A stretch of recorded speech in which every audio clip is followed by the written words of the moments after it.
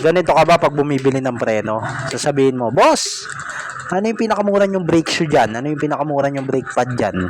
Ayan mga boss, yan, mag-iingat kayo sa mga ganitong klase ng preno. Sa yung mga preno na parang semento. Ayan mga boss, napakadelikado na ito. Nagre-reklamo nga si boss, galing pa siya ng malayo, kakapalit niya pa lang, wala na agad ng preno. Sagad na agad yung adjustment. Ayan mga boss, ang pagbukas natin, ayan nga ang nakalagay na brake shoe. Parang semento mga boss. Matigas to, parang bakal. So, huwag kayong bibili ng ganito sa mga mahilig sa budget meal. Ayan, sa walang bukang bibig, kundi pinakamura.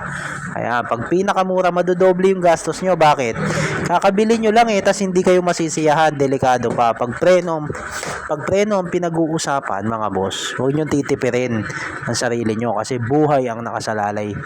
Mga boss, huwag na huwag. Ayan, huwag nyo titipirin. Baka imbis na makatipid kayo, ibang gastos.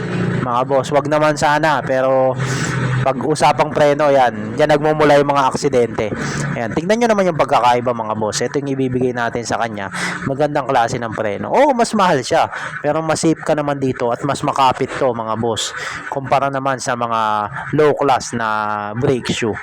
So ayan mga boss, at syempre maghanap kayo ng shop na may malasakit, yung may free cleaning. Ayan, di ba mga boss? So ayan, syempre itatanong nyo mga boss, shop location, Florida Blanca, Pampanga po mga boss. Barangay Mabikal po, katabi ng Don Benitos Kasaba. Pwede nyo pong i-google map, Lapid Shop Mabikal. Lalabas na po yan mga boss. Salamat po.